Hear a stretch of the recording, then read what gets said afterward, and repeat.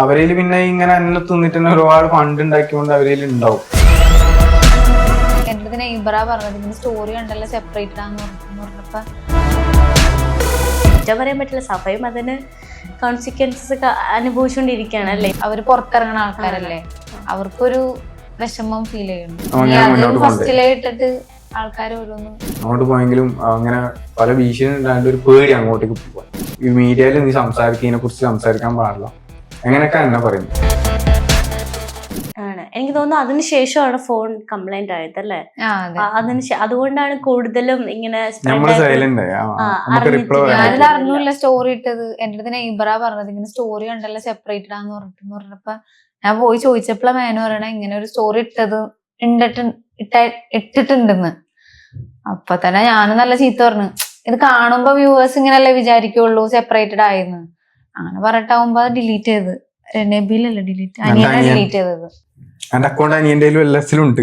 അവരപ്പൊ തന്നെ വേഗം കയറിയിട്ട് ഞങ്ങൾക്ക് എന്തെങ്കിലും ഇംഗ്ലീഷ് വീക്ക് ആയെങ്കിൽ ഞാൻ എന്തെങ്കിലും ടൈപ്പിംഗ് ഇടുമ്പോ എന്റെ സിസ്റ്റർ ഉണ്ട്, ബ്രദറും ഉണ്ട്. എന്തെങ്കിലും ഞാനിങ്ങനെ പെട്ടെന്ന് ടൈപ്പ് ആക്കിയിട്ട് വിടുമ്പോ ജസ്റ്റ് സ്പെല്ലിങ് തെറ്റും. ആ സമയത്ത് ബ്രദറോ സിസ്റ്ററോ വേഗം കയറിയിട്ട് ശരിയാക്കിട്ടിടും. അവരും ഹാൻഡിൽ ചെയ്യാറുണ്ടല്ലേ. മെയിൻ ആയിട്ട് ഇപ്പൊ നോക്കുന്നത് ഫുൾ ആയിട്ട് ഇവളാണ്. അക്കൗണ്ട് മൊത്തം ഇവളയിൽ തന്നെ. ആ സ്റ്റോറി ഇട്ട പിന്നെ അവള് തന്നിട്ടില്ല, അക്കൗണ്ട് തരുന്നില്ല. കാരണം എനിക്ക് തോന്നുന്നു അങ്ങനത്തെ എന്തെങ്കിലുമൊക്കെ ഇഷ്യൂസ് കാരണം ഇപ്പം അത് നമുക്ക് കുറ്റം പറയാൻ പറ്റില്ല. സഭയും അതിന് കോൺസിക്വൻസസ് ഒക്കെ അനുഭവിച്ചുകൊണ്ടിരിക്കുകയാണ് അല്ലേ. അപ്പോഴുള്ളൊരു വിഷമമൊക്കെ നല്ല വിഷമമായത്. ഒന്നാമത് ഇവളെ ഫാമിലി ആരെല്ലോ വിളിച്ചു വെച്ചു എന്നൊക്കെ പറഞ്ഞു. എന്ത് പറഞ്ഞാലും കുഴപ്പമില്ല, പക്ഷെ ഫാമിലിക്ക് ഒരു ഇഷ്യൂ അല്ലേ ഇത്. അവര് പുറത്തിറങ്ങണ ആൾക്കാരല്ലേ, അവർക്കൊരു വിഷമം ഫീൽ ചെയ്യണം ഇങ്ങനെ ആൾക്കാർ ചോദിക്കുമ്പോ. ഇവള് പറഞ്ഞ കണക്കെ ഇവള് ഇതായതാന്ന് കണ്ടിട്ടും വായിച്ചിട്ടും ഇതായി. പക്ഷെ അവരങ്ങനല്ലല്ലോ. എനിക്കിപ്പോ ശീലായി. പക്ഷെ അവർക്ക് കാണുമ്പോ ഒരു ഫീലിങ്സ് ആവില്ലേ. സിസ്റ്റേഴ്സിന് കുഴപ്പമില്ല, പക്ഷെ ഉമ്മച്ചിക്കും വാപ്പിച്ചിക്കൊക്കെ ഒരു വിഷമം. അത് ഒക്കെ നല്ല ലേറ്റ് ആയതുകൊണ്ട് ഓള് പറഞ്ഞു ഞാൻ എല്ലാം നിർത്തിയിട്ടുണ്ടായി. ഞാൻ ഒരു വർക്കിന് പോകുന്നുണ്ടായി കമ്പനിയിൽ. എല്ലാം നിർത്തിയിട്ട് എന്താ പറയാ ഒരു ഫോണൊന്നും യൂസ് ചെയ്യാനുള്ള രീതിയിൽ നമ്മൾ പോകുന്നുണ്ട്. പിന്നെ ഒന്നാമത് ഞാൻ പറഞ്ഞ ഫസ്റ്റ് പറഞ്ഞ വിശേഷം ഉണ്ടായതുകൊണ്ട് സർപ്രൈസ് ആയിട്ട് വെച്ച് ആരോടും പറഞ്ഞില്ല, ആരടുത്തും പറഞ്ഞിട്ടില്ല. എല്ലാം പേഴ്സണലായിട്ട് എന്താ പറയാ പബ്ലിഷ് ആക്കണം വിചാരിച്ചിട്ട് തന്നെ ഞാൻ മുന്നോട്ട് കൊണ്ടുപോയി. ആൾക്കാർ ഓരോന്ന് പറയണ്ടെന്ന് വെച്ചിട്ടാണ് ഹൈഡ് ചെയ്തത്. ഇനിയിപ്പൊ അതിന് എന്തുണ്ടാക്കി കൊണ്ടിരുന്നത് അറിയില്ലല്ലോ. പിന്നെ പേടിയുണ്ട്. ഇപ്പൊ എന്താ അറിയോ, മുട്ട കൂടോത്രം അങ്ങനത്തെ ഞാൻ വിശ്വസിക്കാത്ത ആളായിരുന്നു. പക്ഷെ എന്റെ എന്റെ ജീവിത അനുഭവത്തില് ഞാൻ അറിയാണ്ട് ഞാൻ ചെയ്യാതെ ഒരുപാട് കാര്യങ്ങൾ എന്റെ ലൈഫിലേക്ക് വന്നിട്ടുണ്ട്. അതെല്ലാം കൊണ്ട് ഞാൻ അത് വിശ്വസിക്കുന്നുണ്ട് ഇപ്പൊ വിശ്വസിക്കുന്നുണ്ട്. കാരണം വെച്ചിട്ടുണ്ടെങ്കില് ഞാൻ ചെയ്യാണ്ട് പലയിലും പെടുന്നു.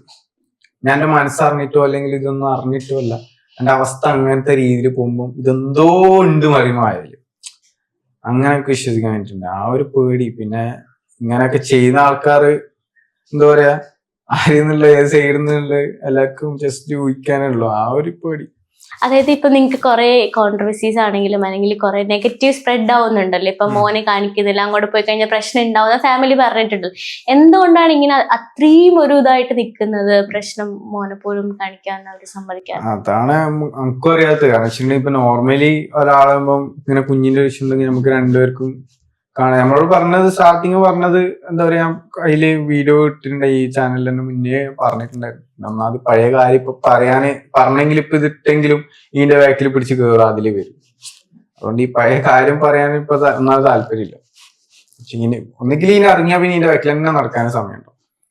നമുക്ക് എന്താ പറയാ ഒരു പിടി കാണിക്കും. ഒന്നിക്കൽ രണ്ടാളും ഒരു ഇതില് ഒരാഴ്ച ആടെ ഒരാഴ്ച ഇവിടെ അങ്ങനെങ്കിലും ഒരു ഇത് വെക്കാം. ഫസ്റ്റ് അല്ലെങ്കിൽ സംസാരിക്കാനോട് എന്താ അവരെ പ്രശ്നം, അല്ലെങ്കിൽ അവരെന്തുകൊണ്ടാണ് ഇങ്ങനെ പെട്ടെന്ന് മാറിയത് എന്നോട് ചോദിക്കുക. അല്ലെങ്കിൽ ഞാൻ അങ്ങോട്ട് വിളിച്ച് ഞാൻ ഫോൺ എടുക്കുക, ഒന്ന് പറയാൻ. ഞാൻ ഏത് സ്റ്റേജിൽ നിന്ന് അവർ ഫസ്റ്റ് അറിഞ്ഞിട്ടില്ല. കുറെ കാലം ഞാൻ ഏത് സ്റ്റേജിലാണെന്നുള്ളത് അവർ മനസ്സിലാക്കിയില്ല ഒന്ന്. അതാണ് എനിക്ക് തോന്നുന്നത്. ആ സമയത്ത് ഇവര് പറഞ്ഞു നടക്കുന്നത് ഞാൻ ഭയങ്കര ഹാപ്പിയായിട്ട് ജോലിയായിട്ട് നടക്കുന്നു. അപ്പൊ ആര് ഹാപ്പിയായിട്ട് ജോലിയായിട്ട് നടന്നതെന്നെല്ലാം പിന്നെ പിന്നെ പിന്നെ മനസ്സിലാക്കാൻ കഴിയുന്നുണ്ട്. ഓരോരാളെ കൂട്ടിയിട്ടും ഇതാക്കിയിട്ടും അങ്ങനെ ഓരോ കഥ പിന്നെ ഒരാൾ പറയുന്ന കേട്ടോ നമുക്ക് പിന്നെ ഉറപ്പിക്കാൻ കഴിയില്ല. കുഞ്ഞിനെ കാണാനുള്ള ഒരുപാട് ശ്രമം നോക്കിയെങ്കിലും അങ്ങോട്ട് പോയെങ്കിലും അങ്ങനെ പല ഭീഷണി ഉണ്ടായിട്ട് ഒരു പേടി അങ്ങോട്ടേക്ക് പോകാൻ.